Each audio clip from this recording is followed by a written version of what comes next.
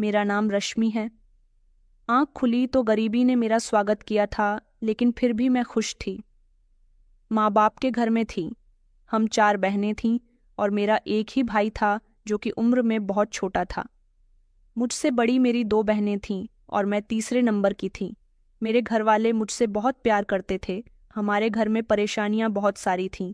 इन सारी परेशानियों के बावजूद भी मेरे माता पिता ने मुझे पढ़ाया लिखवाना, उनसे जितना हुआ उन्होंने मेरे लिए किया। मेरी बड़ी 2 बहनों को पढ़ने का शौक नहीं था, लेकिन वो घर में सिलाई किया करती थी और अपनी कमाई से अपने सारे शौक पूरे कर लिया करती थी। मेरी सबसे छोटी वाली बहन सरकारी स्कूल में पढ़ रही थी, जबकि मुझे शुरू से ही अच्छे स्कूल में पढ़ने का शौक था। मेरे पिता ने मेरा एडमिशन बचपन से ही प्राइवेट स्कूल में करवाया हुआ था, क्योंकि मैं सरकारी स्कूल में पढ़ना नहीं चाहती थी। मैं अपने माता पिता से हमेशा यही कहती थी कि मुझे अच्छे और बड़े स्कूल में पढ़ना है, जहाँ की किताबें भी महंगी होती हैं, जहाँ की टीचर्स भी बहुत स्मार्ट होती हैं, स्कूल भी बहुत बड़ा होता है। मेरे पेरेंट्स समझ जाते थे कि मैं किस तरह के स्कूल की बात कर रही हूँ। उन्होंने बचपन से ही मेरे अंदर शिक्षा के प्रति लगाव देखा, तो मेरा हौसला बुलंद करने के लिए उन्होंने मेरा साथ दिया, मुझे बहुत प्यार किया। और फिर जब मैं जवान हुई तब भी उन्होंने मुझे खूब पढ़ाया लिखवाना। मेरी बड़ी 2 बहनों की शादी हो चुकी थी, वो अच्छी ससुराल में पहुंच गई थी। उन दोनों के नसीब बहुत अच्छे थे कि जिन घरों में उनकी शादियां हुई थीं, वो लोग सिर्फ मेरी दोनों टैलेंटेड बहनों से ही मतलब रखते थे। उनको हमारे करीब होने से कोई मतलब नहीं था। उन्होंने बिना दहेज के और बिना मेरे माता पिता का पैसा खर्च करवाए ही उनको अपने घर की बहू बना लिया था। मेरे माता पिता खुद को बहुत खुश नसीब समझते थे कि उनकी बड़ी 2 बेटियों को अच्छे पति मिले और अच्छी ससुराल मिल गई। ऐसा ही वो कुछ मेरे और मेरी छोटी बहन के लिए भी सोचते थे। मैं तो शुरू से ही शादी करने से इनकार करती थी, क्योंकि मुझे पढ़ना था, आगे बढ़ना था। मैं नहीं चाहती थी कि मैं घर गृहस्थी संभाल लूं। मैं पढ़ लिख कर किसी काबिल बनना चाहती थी, नौकरी करना चाहती थी। मुझे लगता था कि मेरे माता पिता ने बचपन से लेकर अब तक मेरी हर बात मानी है। वो मेरी शादी भी इतनी जल्दी नहीं करवाएंगे, न कि मेरी मर्जी के खिलाफ करवाएंगे, लेकिन ऐसा बिल्कुल भी नहीं हुआ। एक वक्त आया जब मेरी ग्रेजुएशन कंप्लीट हो गई, तो मेरे माता पिता ने मेरे लिए रिश्ता तलाश कर लिया और कहा कि बेटा, ये हमारी इज्जत का सवाल है, यहाँ तुम्हें शादी करनी ही होगी। दरअसल जिस घर से मेरा रिश्ता आया था, वो लोग मेरे पापा के जानने वाले थे और वो बड़ी उम्मीद के साथ मेरे पेरेंट्स के पास मेरा रिश्ता लेकर आए थे अपने बेटे के लिए। लड़का अच्छा था, पढ़ा लिखा था, लेकिन ज्यादातर शहर से बाहर रहकर ही नौकरी किया करता था। मेरे घर वालों को इस बात से कोई एतराज नहीं था। उन्हें दिखाई दे रहा था कि लड़का दिखने में अच्छा है, पढ़ा लिखा है और ऐसे लड़के के साथ उनकी बेटी का जोड़ बहुत अच्छा रहेगा। उन्होंने मेरा रिश्ता मेरी मर्जी के बिना ही तय कर दिया। मैंने उनसे बहुत कहा कि आप लोग मेरी बात तो मानिए, मैं पढ़ना चाहती हूँ, लेकिन उनका कहना था कि बस बेटा, तुम्हारी ग्रेजुएशन कंप्लीट हो गई, इससे आगे तुम पढ़ लिख कर क्या करोगी? ससुराल जाने के बाद तुम्हें रसोई संभालनी है। हम चाहते हैं कि तुम अपनी ससुराल में हमेशा खुश रहो, जैसे तुम्हारी दोनों बहनें वहाँ अच्छे से अड़जे नष्ट हो गई हैं और खुश भी रहती है। कुछ इसी तरह की उम्मीद हम तुमसे भी लगाते हैं। अब मुझे अपने माता पिता की मर्जी को मानना ही था, क्योंकि उन्होंने मेरे लिए गरीब होते हुए भी बचपन से लेकर काफी कुछ किया था। मैं अपनी सभी बहनों में अपने माता पिता की सबसे ज्यादा लाडली थी। यही वजह थी कि मैं उनकी बात मानने पर मजबूर हो गई थी और फिर उनकी खुशी की खातिर मैंने अपनी पढ़ाई पूरी करने का सपना छोड़ दिया था। मैं चाहती थी कि मेरी गवर्नमेंट जॉब लग जाए, लेकिन उसके लिए मुझे वक्त चाहिए था और मेरे घर वाले नहीं चाहते थे कि मैं आगे पढ़ाई करूं या फिर नौकरी करूं।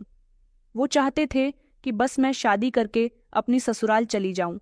मुझे लगता था कि मेरे ससुराल वाले पढ़े लिखे लोग हैं, शायद मैं अपने पति से बात करूंगी तो वो मुझे नौकरी करने की परमिशन दे दे और आगे पढ़ने की भी। ये सब कुछ मैंने वक्त पर छोड़ दिया था और सोचा कि मेरा नसीब अच्छा हुआ तो मेरा पति मुझे ज़रूर मेरी ख्वाहिश को पूरा करेगा। फिलहाल मेरी शादी की तैयारियां शुरू हो गई थीं।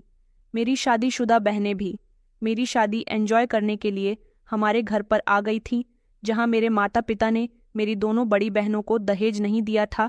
यहाँ मेरे दहेज का इंतज़ाम किया जा रहा था, क्योंकि मेरे ससुराल वालों ने मेरे माता पिता को दहेज देने से इनकार नहीं किया था।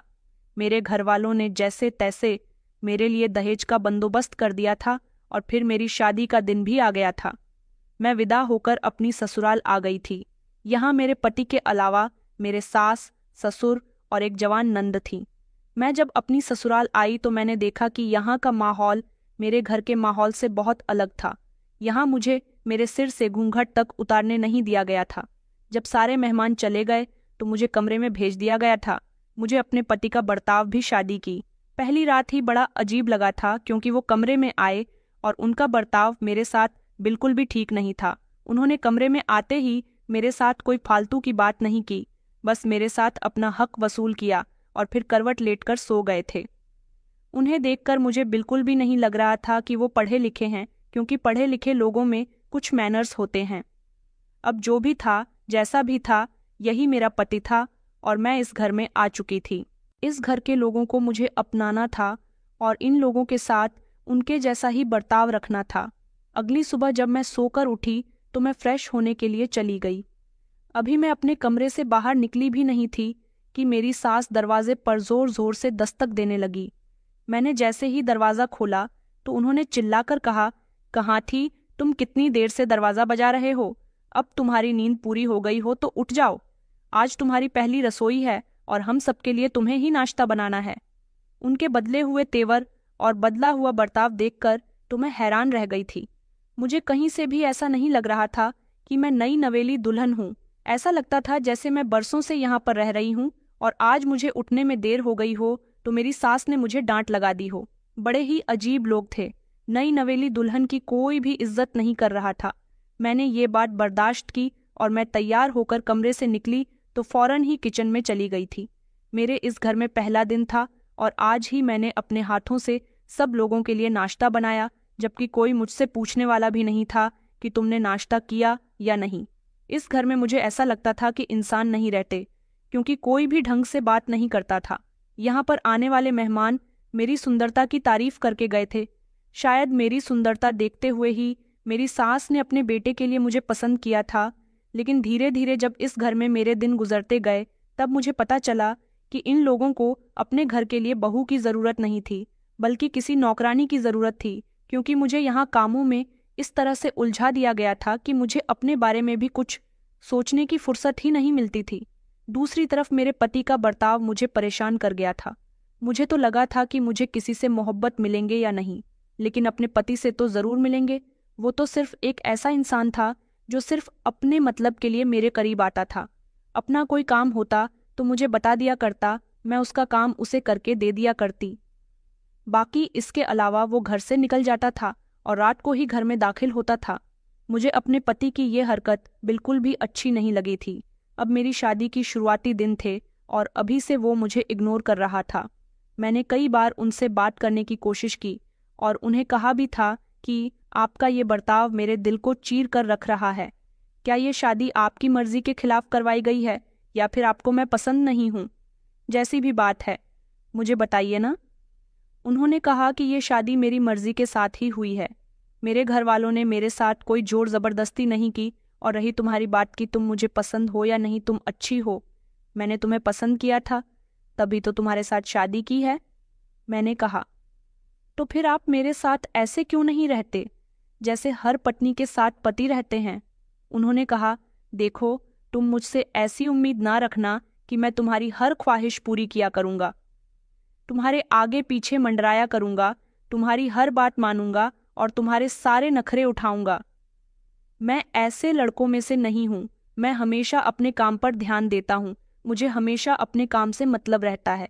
औरत का काम सिर्फ इतना रहता है कि वो अपने पति का ख्याल रखें, अपने ससुराल वालों की सेवा करें और अपने बच्चों की परवरिश करें।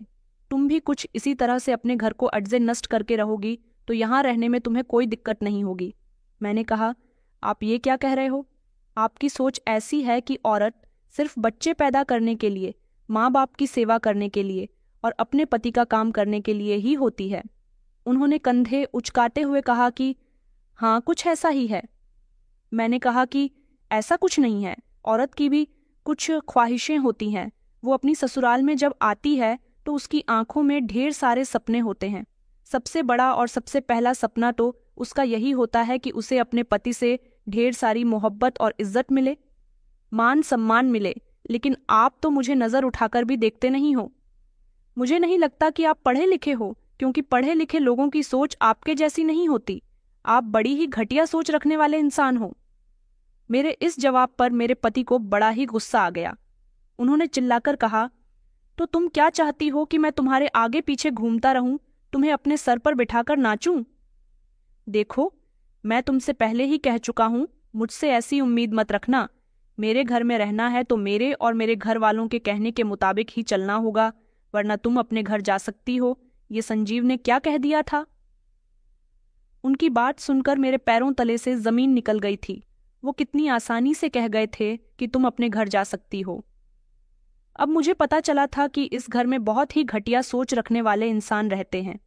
मेरे माँ बाप को लगा था कि मैं यहाँ बहुत खुश रहूंगी अपनी बहनों की तरह, लेकिन यहाँ तो ऐसा कुछ भी नहीं था।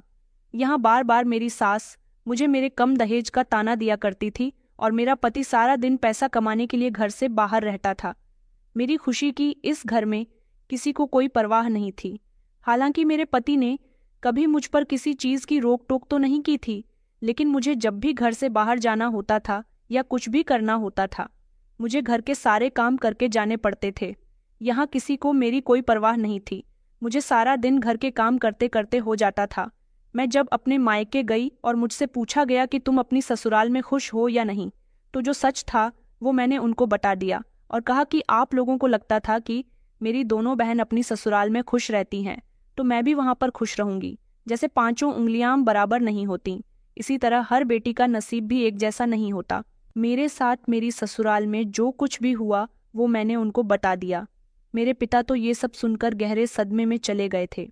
उन्होंने मुझसे कहा था कि वो मेरे ससुराल वालों से जाकर बात करेंगे कि आखिर ये लोग क्या चाहते हैं, लेकिन मैंने मना कर दिया था कि अब आपको कुछ भी करने या कहने की ज़रूरत नहीं है। मेरी शादी आप लोगों ने इसलिए की थी ताकि मैं वहाँ खुश रहूं और एडजस्ट हो सकूं, तो मैं वहाँ खुश रहने की और एडजस्ट होने की पूरी कोशिश कर रही हूँ। मेरे घर वालों को ये सब सुनकर बेहद अफसोस हुआ था कि उनकी बेटी वहाँ पर खुश नहीं है। धीरे धीरे मेरी शादी को 2 महीने हो गए थे। जैसा कि मेरा पति ज्यादातर शहर से बाहर रहकर काम किया करता था, अब तक तो उसका शहर से बाहर रहकर कोई काम नहीं आया था, लेकिन अब उसे काम के सिलसिले में दूसरे शहर जाना था। मैं अपनी ससुराल में वैसे भी खुश नहीं थी और मेरे पति का बिहेवियर और उनकी मौजूदगी मुझे बहुत ज़्यादा परेशान करती थी, क्योंकि वो मेरे साथ होते हुए भी नहीं थे। उन्होंने मुझसे कहा कि मैं 2-3 दिन के लिए लखनऊ जा रहा हूँ, तुम यहाँ मेरे घर वालों का ख्याल रखना। मेरे पति को हमेशा अपने घर वालों की फिक्र रहती थी। उन्होंने सामान की पैकिंग कर ली थी और वो जाने के लिए घर से निकल रहे थे। एक बार भी उन्होंने पलटकर मेरी तरफ नहीं देखा। अपने माता पिता का आशीर्वाद लिया, बहन के सर पर हाथ रखा और फिर वो घर से चले गए थे। मैंने देखा था कि मेरा पति हमेशा किसी न किसी काम में लगा रहता था। कहता था कि मैं अपने काम पर ध्यान देता हूँ। वे एक छोटी सी कंपनी में नौकरी किया करते थे। वो कंपनी के चीज़ की थी और वो किस चीज़ की नौकरी किया करते थे ये बात ना तो मुझे पता थी और ना ही मुझे कोई बता रहा था। मैंने देखा था कि मेरा पति इस घर में एक लौता कमाने वाला था, लेकिन इस घर के हालात फिर भी ज़्यादा अच्छे नहीं थे। इन लोगों ने सिर्फ अच्छा बनने का दिखावा किया था। यहाँ तो खाना भी बहुत मामूली सा बनता था। राशन खत्म हो जाता तो कई कई दिनों में भरवाया जाता था और सबसे ज़्यादा बुरा तो मेरे साथ होता था। मेरे मायके के जो कपड़े थे और मेरे ससुराल के कुछ जेवर वगैरह, वो सब मेरी नन पहन पहनकर देखती रहती थी। मुझे उसकी ये हरकत बिल्कुल भी अच्छी नहीं लगती थी।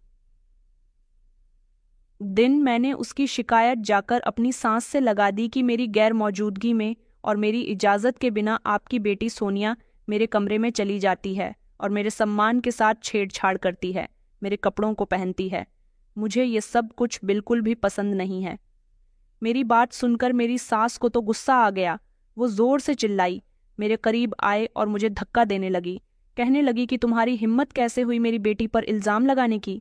इस घर में जो कुछ भी है मेरे बेटे की कमाई का है और मेरा बेटा उसका भाई भी है और उसका उसके भाई पर तुमसे ज़्यादा हक है। अगर ज़्यादा जुबान चलाने की कोशिश की तो मैं संजीव को फ़ोन करके तुम्हारी हरकतों के बारे में बता दूंगी, और तुम तो बहुत अच्छे से जानती हो कि संजीव ने तुमसे कहा है कि तुम्हें यहाँ सिर्फ खामोश रहना है और जैसा हम कहे वैसा ही करना है। और हाँ, एक बात याद रखना, ज़्यादा चालाकी दिखाने की कोशिश मत करना।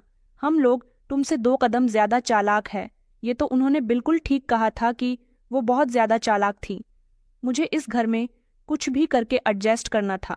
मुझे ये लोग बिल्कुल भी पसंद नहीं थे, लेकिन फिर भी अपनी शादी चलाने के लिए मुझे ये सब कुछ बर्दाश्त करना था और मुझे उम्मीद थी कि एक ना एक दिन मेरा पति मुझसे मोहब्बत करने लगेगा। लेकिन अब मेरा पति वापस लौट कर आता तभी तो मेरे साथ ऐसा होता ना। मेरे पति ने कहा था कि वो 3 दिन के लिए लखनऊ जा रहे हैं, लेकिन 15 दिन होने को आ गए थे। वो अभी तक घर नहीं आए थे। यहाँ तक कि वो मुझसे फ़ोन पर भी बात नहीं करते थे। मेरी सास ने मेरे मायके जाने पर रोक टोक लगा दी थी। मेरे घर से अगर कोई मुझसे मिलने आता तो वो उससे कह दिया करती थी कि आपकी बेटी आपसे मिलना नहीं चाहती, वो यहाँ इतनी खुश है कि उसे आपसे मिलने की ज़रूरत ही नहीं है। मेरे ससुर ने मेरे पापा को इतनी अच्छी तरह से समझा दिया था कि पापा को इस बात पर यकीन हो गया था कि अब उनकी बेटी के ससुराल में सब कुछ ठीक हो गया और वो यहाँ खुश है।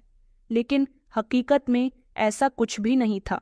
यहाँ संजीव के जाने के बाद मुझे खाना भी नहीं दिया जाता था। घर के सारे काम भी करवाए जाते थे।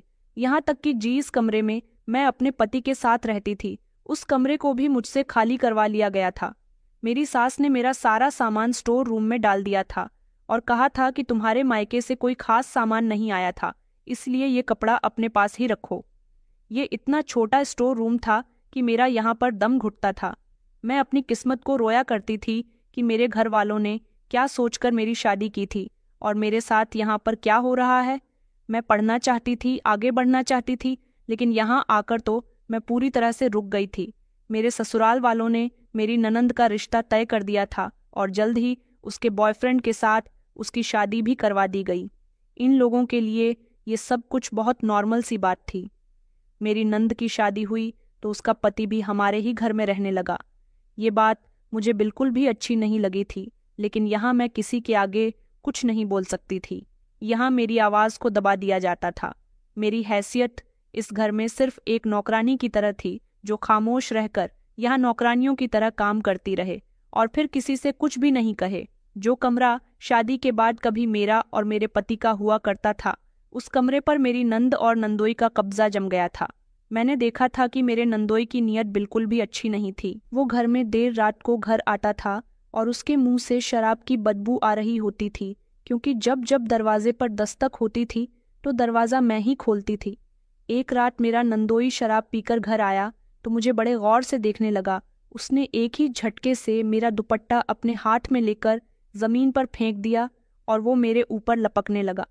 मुझे उस पर गुस्सा आया और मैं बड़ी मुश्किल से उससे खुद को छुड़ाकर कमरे में बह गई थी और रोने लगी थी कि आखिर यहाँ मुझे कितनी और परेशानियों का सामना करना पड़ेगा। 1 महीना हो गया था, लेकिन संजीव का कोई अता पता ही नहीं था। वो अपने घर वालों से फ़ोन पर बात करते थे, लेकिन मेरी उनसे कोई बात नहीं होती थी। मैंने कई बार अपने सास से कहा था कि मैं संजीव से बात करना चाहती हूँ। उन्होंने मेरी बात उनसे नहीं करवाई। उल्टा मेरे पति से कह दिया कि तुम्हारी पत्नी तुमसे बात ही नहीं करना चाहती। हम तो उसे बहुत कहते हैं कि अपने पति से बात कर लिया करो, लेकिन उसे तुमसे मोहब्बत नहीं है। पता नहीं किन चक्करों में लगी रहती है। बहाने से छत पर चली जाती है और घंटों तक छत पर टंगी रहती है। अपने कमरे की खिड़की पर खड़ी हो जाती है और आसपास के लड़कों को ताकती रहती है। अपनी सास के ये शब्द सुनकर मेरे पैरों तले से जमीन निकल गई थी। वो मेरे पति को मेरे बारे में गलत बता रही थी, जो कुछ मैं करती भी नहीं थी। मेरा नंदोई मानव मुझे बहुत परेशान करता था। मैं घर के काम कर रही होती तो मेरे आंखें पीछे घूमता रहता था। उसकी नज़रें मुझे खुद पर पड़ती हुई महसूस होती तो उस पर बहुत गुस्सा आता था। कभी वो मेरा हाथ पकड़ लेता और कहता कि तुम बहुत सुंदर हो, वो मज़ा सोनिया में नहीं जो तुम में है। मैं एक बार तुम्हारे सुंदरता का मज़ा चखना चाहता हूँ। मैं उसकी इन हरकतों से डर गई। उसने मेरा हाथ मजबूती से पकड़ लिया। मैं चिल्लाने की कोशिश करने वाली थी, इतने में ही मेरी नंद आ गई और एक ही झटके से उसने मेरा हाथ छोड़ दिया। सोनिया ने मानव से कहा, तुम यहाँ पर क्या कर रहे हो? तो उसने कहा कि कुछ भी नहीं, बस तुम्हारी भाभी से साले साहब के बारे में पूछ रहा था कि वो कब आएंगे। देखो ना, जब से मेरी शादी हुई है मैंने अपने साले साहब को देखा ही नहीं है और ना ही उन्होंने मुझे देखा। सोनिया कहने लगी कि अच्छा, भैया से मिलने के लिए इतने ही एक्साइटेड हो तो तुम लखनऊ चले जाओ, क्योंकि भैया तो अब यहाँ आने से रहे। ये बात सोनिया ने मेरी तरफ देखते हुए कही थी। मैंने कहा, ये तुम क्या कह रही हो? सोनिया के संजीव यहाँ पर नहीं आएंगे। उसने कहा, लगता तो यही है। तुम मेरे भाई का दिल नहीं जीत पाई। देखो, 10 दिन का कहकर गए थे, 2 महीने होने वाले हैं और अभी तक नहीं आए हैं। कैसी पत्नी हो तुम, अपने पति को कुछ नहीं कर पाई? मैंने कहा, मैं इस घर में हर मेंबर को खुश रखने की पूरी कोशिश करती हूँ, लेकिन यहाँ कोई मुझसे खुश नहीं होता, यहाँ तक कि तुम्हारा भाई भी नहीं। सोनिया हंसती हुई वहां से चली गई थी, लेकिन उसका पति अभी भी वहीं पर रह गया था। उसने मेरा हाथ पकड़ लिया और कहने लगा, अरे हम हैं ना तुम्हें खुश करने के लिए। तुम्हें परेशान होने की कोई जरूरत नहीं है। तुम मेरी बात मान जाओ, मैं तुम्हें सारी जिंदगी खुश रखूंगा। इसका मतलब किसी गलत काम से था। वो हमेशा मेरी इज्जत पर नजर रखता था और अभी भी उसके इरादे ठीक नहीं थे। मैंने उसके गाल पर एक जोरदार थप्पड़ मार दिया और कहा कि आइंदा मुझे छूने की कोशिश भी मत करना। ये थप्पड़ उसके चेहरे पर नहीं, बल्कि उसके ईगो पर जा लगा था। मैं वहां से पलटकर आने वाली थी जब उसने मुझसे कहा कि रुको, आज जो थप्पड़ तुम मुझे मार चुकी हो, सोच लो कि इसका बदला मैं तुमसे बहुत जल्द ले लूंगा। मैंने उससे कुछ नहीं कहा और मैं पलटकर वहां से वापस आ गई और अपने कमरे में आकर फूट फूट कर रोने लगी। जब से मेरा नंदोई इस घर में मौजूद था, मुझे हमेशा अपनी इज्जत की फिक्र लगी रहती थी। मैं हमेशा अपनी इज्जत बचाने में लगी रहती थी। मुझे डर लगता था कि कब और किस समय वो मुझसे अपना बदला ले ले। उसी रात में गहरी नींद में सो रही थी जब अचानक स्टोर रूम का दरवाजा बजने लगा।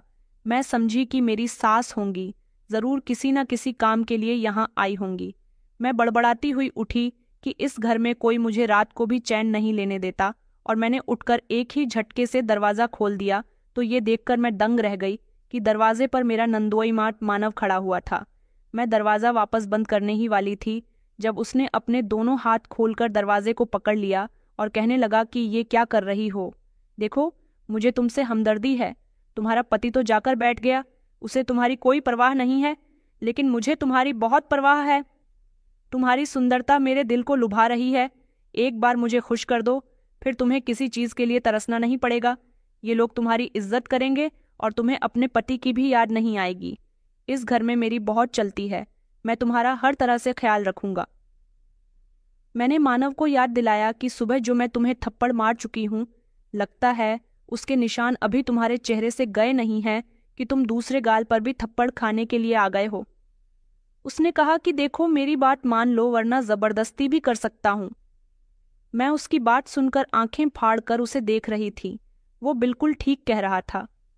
वो मेरे साथ बड़ी आसानी से जबरदस्ती कर सकता था और मैं खुद को कैसे बचाती। मैं उसके आगे हाथ जोड़ने लगी कि प्लीज यहाँ से चले जाओ। उसने कहा कि देखो, अगर तुम खुशी खुशी मान जाती हो तो बहुत अच्छी बात है, अगर तुम नहीं मानी तो तुम्हारा अंजाम बहुत बुरा होगा। अभी तो मैं चला जाता हूँ, लेकिन फिर से आऊंगा। ये कहकर वो वहां से चला गया था।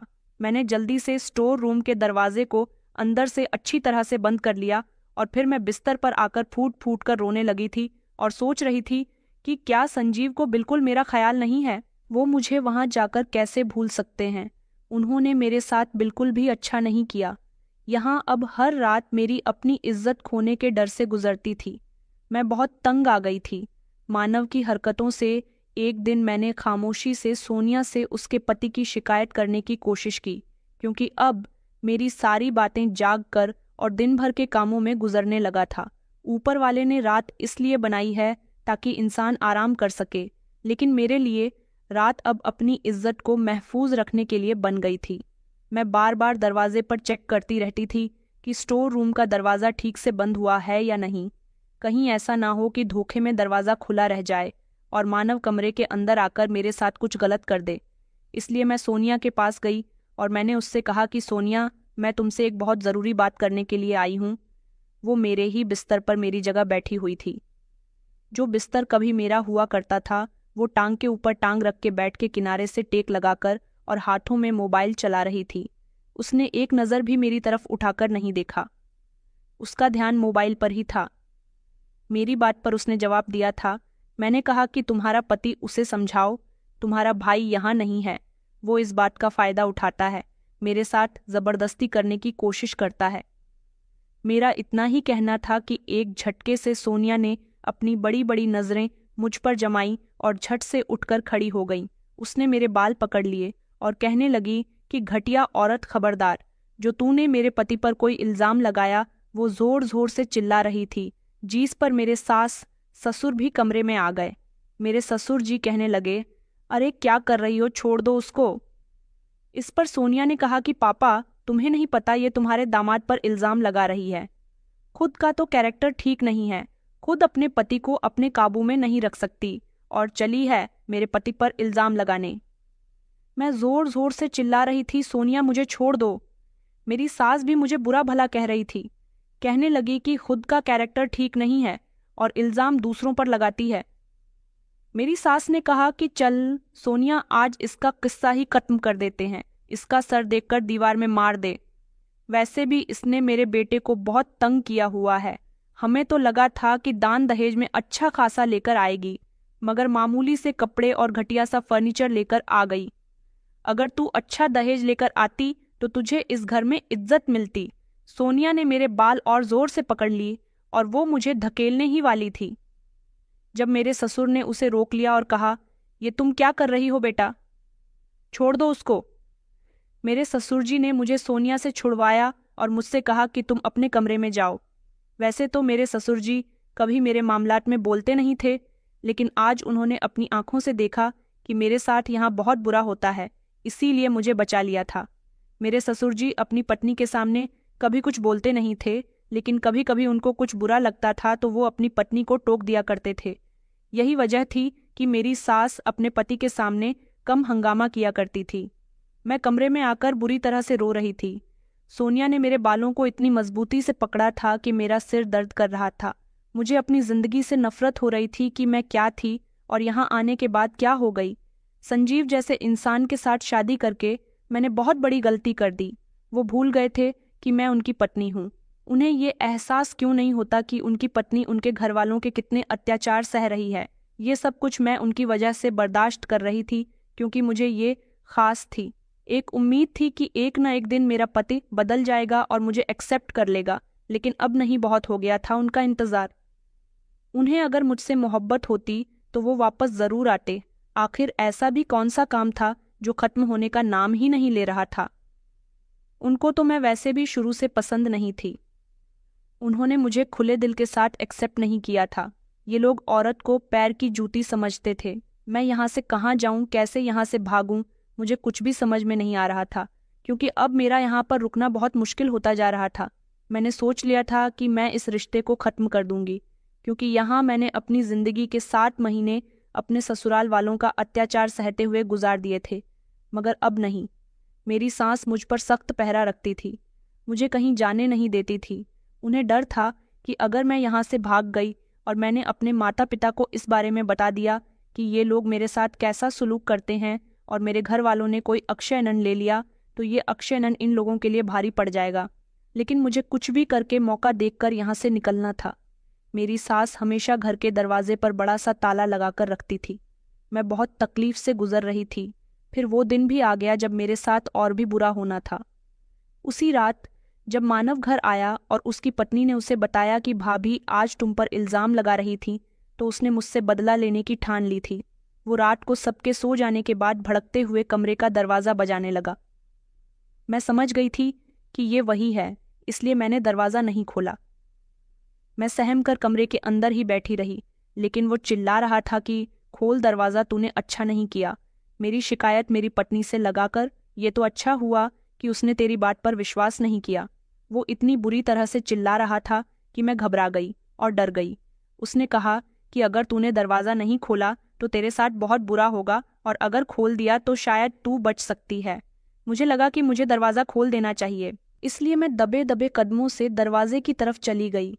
अपने चेहरे पर आने वाले पसीने को साफ किया और दरवाज़ा जैसे ही खोला तो वो मुझे धकेलते हुए कमरे के अंदर आ गया। उसने मेरे साथ ज़बरदस्ती करने की कोशिश की। मैं ज़ोर ज़ोर से चिल्ला रही थी ताकि कोई मेरी मदद के लिए आए और उसे अपनी आंखों से ये सब कुछ करते हुए देख ले, मगर ऐसा नहीं हुआ। शायद ये सब लोग बहुत गहरी नींद में सो रहे थे।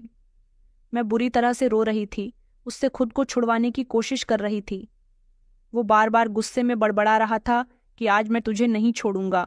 उस दिन के थप्पड़ का बदला और आज की शिकायत का बदला तुझसे लेकर ही रहूंगा। वो मुझे बिस्तर पर गिराकर मेरे साथ जबरदस्ती करने की कोशिश कर रहा था। मैं उससे खुद को दूर करने की कोशिश कर रही थी, लेकिन नाकामयाब रही। मैंने बिस्तर के बराबर में रखा हुआ शीशे का ग्लास उठाया और पूरी जान लगाकर अपनी नंदोई के सिर पर मार दिया था। वो अपना सर पकड़कर बैठ गया और जोर जोर से चिल्लाने लगा। यहाँ मेरे पास मौका बहुत अच्छा था। मैं फौरन ही भागती हुए तेजी के साथ अपनी सांस के कमरे में गई।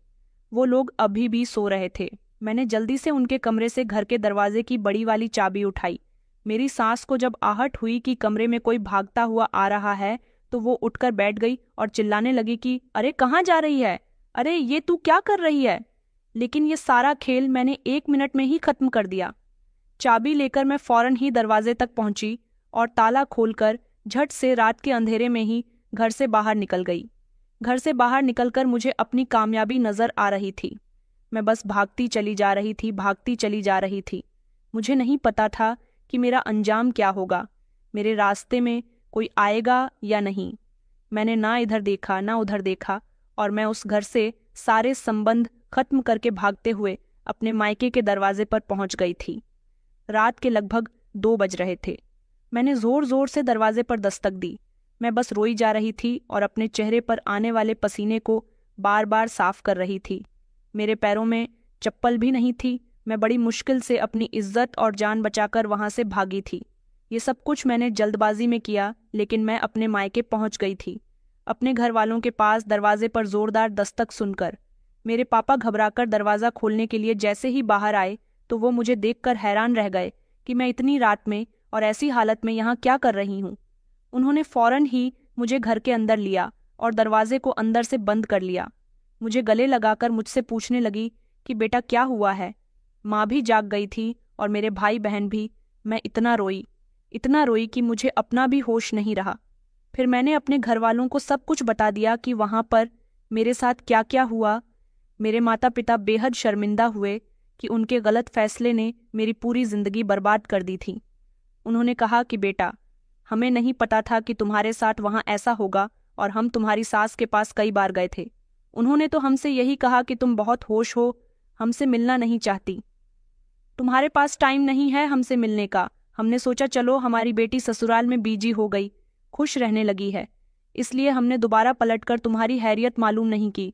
मगर हमें नहीं पता था कि वो इतने घटिया लोग हैं। पापा ने कहा कि तुम फिक्र मत करो बेटी, मैं कल सुबह ही पुलिस स्टेशन जाकर तुम्हारे ससुराल वालों के नाम की रपट कराता हूँ। मैंने कहा, नहीं पापा, आप कुछ मत करिए, आपको कुछ भी करने की ज़रूरत नहीं है। मेरे साथ पहले ही इतना बुरा हो चुका है। मैं नहीं चाहती कि अब मेरी बदनामी भी हो। लोगों को पता चलेगा तो हर कोई मेरे बारे में ही बुरा सोचेगा। मैं अब आपके पास आ गई हूँ, बस मुझे उन लोगों के पास वापस मत भेजना। मेरे माता पिता ने मुझसे वादा किया और कहा कि अब तुम हमारे पास आ गई हो, तुम सही सलामत हो, अब तुम्हें कोई कुछ नहीं कह सकता। यहाँ आए हुए मुझे पूरा 1 हफ्ता हो गया था। मेरे ससुराल वालों का कोई खास रिएक्शन नहीं था। मैं अभी भी अपने पति की धर्मपत्नी थी, उसके बंधन में बंधी हुई थी। लेकिन अब मैंने सोच लिया था कि जिस बंधन से मुझे कभी कोई फायदा नहीं हुआ, जिस पति ने कभी मेरी खुशी के बारे में नहीं सोचा, जो मुझे छोड़कर चला गया, तो मुझे उसके साथ जुड़े रिश्ते से भी कोई उम्मीद नहीं है। लेकिन अब मैं अपनी जिंदगी में आगे बढ़ना चाहती थी।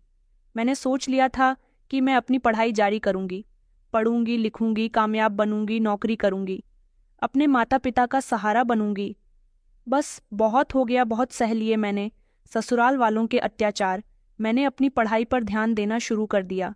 मैंने अपने दिमाग से सारी परेशानियों को, सारे बोझ को उतार दिया था। अब सिर्फ मेरा मकसद एक ही था कि मैं अपने लिए जीऊंगी। अब मुझे अपने पति के सुधारने और ना सुधारने से कोई मतलब नहीं था। दोबारा मेरे ससुराल वालों ने भी मुझे पलटकर कभी नहीं देखा। मैंने दिन रात मेहनत की और इतनी मेहनत की कि किसी भी बात का कोई ख्याल नहीं किया। मेरे माता पिता ने इस बार मुझे छूट दी थी और कहा था कि तुम जितना चाहे पढ़ सकती हो, हम तुम्हें अब नहीं रोकेंगे। हमारी वजह से तुम्हारे साथ बहुत गलत हुआ। वो मेरे साथ जो कुछ भी हुआ था उसका जिम्मेदार खुद को ठहरा रहे थे। ऊपर वाले की कृपा से वक्त गुजरने के बाद मुझे कामयाबी हासिल हो गई थी और फिर एक वक्त ऐसा आया जब मुझे एक गवर्नमेंट जॉब भी लग गई। मुझे एक सरकारी स्कूल में टीचर की नौकरी मिल गई थी। जहाँ पर मैंने मन लगाकर अपनी नौकरी करना शुरू कर दी और वहाँ मेरी सैलरी भी बहुत अच्छी थी। मैं अपने पैरों पर खड़ी हो गई थी और अच्छा खासा कमाने लगी थी। मैं जिस स्कूल में नौकरी किया करती थी, वहाँ की प्रिंसिपल एक बहुत अच्छे आदमी थे, जिन्होंने हमेशा मेरी काबिलियत को सराहा था। सुना था कि उनकी पत्नी की मौत हो चुकी है। कभी कभी स्कूल में उनके बच्चे भी आया करते थे। उनसे मिलने के लिए मैंने देखा कि उनके बच्चे बड़े ही प्यारे थे। वो स्कूल में इधर से उधर घूमते रहते थे। एक दिन मैंने उनसे बात करने की कोशिश की। बच्चों को मेरा नेचर बहुत अच्छा लगा, इसलिए वो जब भी स्कूल में आते तो मेरे साथ मुलाकात ज़रूर करते थे। उन बच्चों के आ जाने से मुझे बहुत अच्छा लगता था। मैं उनके साथ अच्छा समय बिताया करती थी, उनका ख्याल रखती थी। प्रिंसिपल कुणाल ये सब देखकर बहुत खुश होते थे। एक दिन उन्होंने मुझसे कहा कि मेरे बच्चे यहाँ कई बार आए हैं, लेकिन किसी भी टीचर से इतना अटैच नहीं हुए जितना आपसे हो गए हैं। मेरे बच्चे घर जाकर आपकी तारीफ में लगे रहते हैं कि आप बहुत अच्छी हो जो मेरे बच्चों का ख्याल रखती हो। मैंने कहा था कि सर, मुझे बच्चे बहुत अच्छे लगते हैं। मैं यहाँ भी बच्चों के साथ घुल मिलकर रहती हूँ। उन्हें मेरी ये बात बहुत पसंद आई थी। एक दिन स्कूल में एक औरत आई जो कि मेरे ससुराल के पड़ोस में ही रहती थी। उन्होंने जब मुझे यहाँ नौकरी करते हुए देखा तो वो हैरान रह गई। उन्होंने मुझसे कहा कि तुम संजीव की पत्नी हो ना? मैंने कहा कि नहीं, मैं उस आदमी को नहीं जानती, उसके साथ मेरा कोई संबंध नहीं है। उन्होंने कहा कि हम जानते हैं कि संजीव ने तुम्हारे साथ बहुत बुरा किया, क्योंकि कुछ दिनों पहले तुम्हारे ससुराल में एक बहुत बड़ा हंगामा हो गया था, जिसकी वजह से सारे सच्चाई मोहल्ले वालों के सामने आ गई। मैंने चौंक कर उन्हें देखा और कहा, क्या क्या मतलब है इस बात का? कैसा हंगामा? उन्होंने कहा कि तुम्हारे नंदोई को पुलिस पकड़ने के लिए आई थी। वो कॉलेज के बाहर लड़कियों को छेड़ा करता था। उसकी हरकत सामने आने के बाद तुम्हारी सास ने अपनी बेटी को डिवोर्स दिलवा दी और पुलिस के सामने ये बात भी रखी कि ये हमारे घर की बहू पर भी नजर रखता था। कुछ समय के बाद तुम्हारा पति भी वापस आ गया। दरअसल वो नौकरी के सिलसिले में बाहर नहीं गया था। मोहल्ला में उड़ते उड़ते खबर पता चली है कि उसने तो लखनऊ जाकर शादी कर ली थी और वहां वो अपनी नई पत्नी के साथ रह रहा था। लेकिन उसकी नई पत्नी बड़ी चालाक निकली। वो लड़की उसके साथ नौकरी करती और पैसे भी उससे कमाती है और उसकी सीनियर है। इसी लालच में आकर संजीव ने उसके साथ शादी की थी। मगर जब लड़की को ये बात पता चली कि संजीव पहले से ही शादीशुदा है तो उसने उस पर मुकदमा दर्ज कर दिया, जिससे अपना पीछा छुड़वाकर वो उस लड़की को डिवोर्स देकर वापस घर आया तो उसे तुम्हारे बारे में होने वाले हादसे के बारे में पता चला। वो बहुत शर्मिंदा है और उसे अपनी गलती का एहसास हो गया। मैंने उस औरत की बात सुनकर अपना दिमाग झटका और कहा कि ठीक है, मैं इस बारे में कुछ नहीं कहना चाहती। वो औरत अपने बेटे की फीस जमा करवाने के लिए आई थी और जब वो मेरे पास से हटी तो मैंने देखा कि वहां पर प्रिंसिपल कुणाल भी खड़े हुए थे उस औरत के और मेरी सारी बातें सुन चुके थे। मेरी पूरी कहानी जानने के बाद उन्होंने मुझसे कहा कि मुझे तो लगता था कि शादीशुदा नहीं हो तुम, लेकिन आज पता चला कि आपकी तो एक बड़ी ही दर्दनाक कहानी है। मैंने उनको कुछ नहीं कहा और मैं अपने घर वापस आ गई। 2-3 दिन गुजरे तो मेरे घर के दरवाजे पर दस्तक हुई। जैसे ही मैं दरवाज़ा खोलने गई तो दरवाजे पर संजीव खड़ा हुआ था। उसे देखकर मैं आग बबूला हो गई। वो मेरे आगे हाथ जोड़कर मुझसे माफ़ी मांगने लगा कि मुझे माफ़ कर दो। मैं जानता हूँ कि मेरे घरवालों ने तुम्हारे साथ बहुत गलत किया, लेकिन मुझे इस बारे में कुछ नहीं पता था। मैं वहाँ अपने काम में बहुत बिजी था, इसलिए तुम्हारी खबर नहीं रख सका। संजीव का चेहरा देखकर मुझे उस पर बहुत गुस्सा आया। मैंने घूमाकर उसके मुंह पर एक थप्पड़ मार दिया। वो अपना गाल पकड़कर रह गया था। मैंने कहा, तुम्हें आज इतने सालों के बाद मेरी याद आ रही है। तुम आखिर यहाँ किस हक से आए हो? जवाब दो मुझे। उसने कहा कि तुम मेरी पत्नी हो, मैंने तुम्हारे साथ शादी की थी। मैंने कहा, तुम्हें बड़े सालों बाद अपनी पत्नी की याद आई?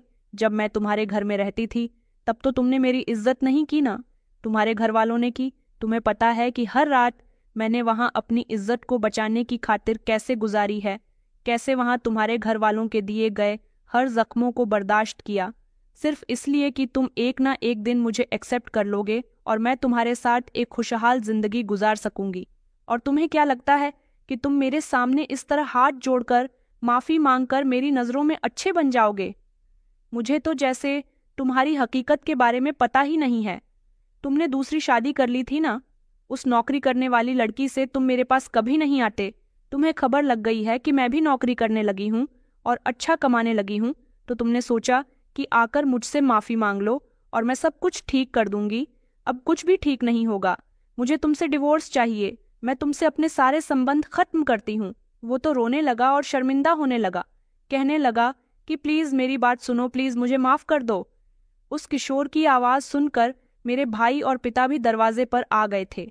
उन्होंने उसे वहां से भागने की कोशिश की, मगर वो जिद पर अड़ा हुआ था कि मैं अपनी पत्नी को लिए बिना यहाँ से नहीं जाऊंगा। मेरे मोहल्ले वाले भी इकट्ठा हो गए और सब लोगों ने मिलकर पुलिस को बुला लिया। उसे पुलिस के हवाले कर दिया गया। मैंने पुलिस को सब कुछ बता दिया था। संजीव से मेरी कुछ दिनों के बाद ही डिवोर्स हो गई और अब मैं मन लगाकर अपनी नौकरी कर रही थी। मेरी कमाई से मेरे मायके के हालात भी बेहतर होने लगे। मेरा भले ही डिवोर्स हुआ था, लेकिन मुझे इस बात से कोई अफसोस नहीं था, क्योंकि पहली बार मैंने कोई अच्छा फैसला किया था। वक्त गुजरता गया। मैंने नोटिस किया था कि प्रिंसिपल कुणाल मुझसे हमेशा खुश रहते थे। उनके बच्चे अब मेरी खातिर हर रोज स्कूल आने लगे थे।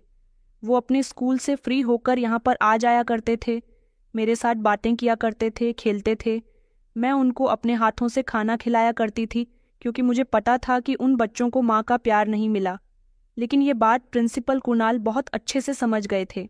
एक दिन उन्होंने मुझसे कहा कि मैं तुमसे शादी करना चाहता हूँ, क्या तुम मेरी जिंदगी में शामिल होना चाहोगी? मैं तो उनकी बात सुनकर हैरान रह गई थी, लेकिन मैं शादी नहीं करना चाहती थी। मैंने उनको साफ इनकार कर दिया और कहा कि आपके दिमाग में ये ख्याल आया भी कैसे? उन्होंने कहा कि ऐसा मैं नहीं चाहता, बल्कि मेरे बच्चे चाहते हैं। मुझसे मेरी पत्नी के मरने के बाद सभी लोग कहते थे कि तुम दूसरी शादी कर लो, लेकिन मैं अपने बच्चों की खातिर दूसरी शादी नहीं कर सकता था। पता नहीं दूसरी औरत आएगी तो मेरे बच्चों के साथ कैसा बर्ताव करेगी। लेकिन फिर मुझे आप मिली। मैंने आपको देखा कि आप मेरे बच्चों के साथ कितने अच्छे से रहती हैं, उनके साथ कितने अच्छे से बर्ताव करती हैं, और फिर आपकी कहानी भी तो मेरे ही जैसी है। आप मुझ पर विश्वास करके तो देखिए प्लीज। एक बार मैंने प्रिंसिपल कुणाल के सवाल का कोई जवाब नहीं दिया था और मैं वहां से उठकर आ गई थी। मैं दोबारा से किसी बंधन में नहीं बंधना चाहती थी। कुछ दिनों तक मैं स्कूल भी नहीं गई तो उनके बच्चे हमारे घर पर आ गए थे। शायद उनके बच्चे समझ गए थे कि उनके पिता ने उनकी खुशी की खातिर मेरे आगे शादी का प्रपोजल रख दिया था। बच्चों ने कहा कि हम आपसे अपने पापा की तरफ से माफ़ी मांगते हैं, लेकिन हम भी यही चाहते हैं कि आप हमारे पापा से शादी कर लो। वो दोनों बच्चे, मोनी और शुभम, मेरे घर बैठकर ये बातें कर रहे थे, जो मेरे माता पिता ने भी सुन ली थीं। जब उनके सामने ये बात आई तो उन्होंने मुझे बहुत समझाया और कहा कि हम तुम पर इस बार प्रेशर नहीं डालेंगे, सिर्फ तुम्हें समझाएंगे। अगर प्रिंसिपल साहब अच्छे इंसान हैं तो तुम उनको चुन सकती हो। मेरी समझ नहीं आ रहा था कि मैं क्या करूं, क्योंकि प्रिंसिपल साहब सच में बहुत अच्छे इंसान थे। उनके मासूम बच्चे मेरे जवाब का इंतज़ार कर रहे थे। उन्होंने कहा था कि आखिर हमारे पापा में ऐसी भी क्या कमी है कि आपने उनको कोई जवाब नहीं दिया। फिर काफ़ी देर सोच विचार करने के बाद मैंने उनसे कहा कि आपके पापा में कोई कमी नहीं है, मैं उनसे शादी करने के लिए तैयार हूँ। ये खबर सुनकर बच्चे खुशी से उछल पड़े थे और फिर प्रिंसिपल कुणाल के साथ मेरी शादी कर दी गई। मैं उनके घर में विदा होकर आ गई थी। मैंने उनके बच्चों को बहुत प्यार दिया। इस तरह इन बच्चों को माँ का प्यार मिल गया था और मेरा घर दोबारा से बच गया था। तो दोस्तों, उम्मीद करती हूँ आपको हमारी कहानी पसंद आई होगी। कहानी पसंद आई है तो वीडियो को लाइक और चैनल को सब्सक्राइब करें। धन्यवाद।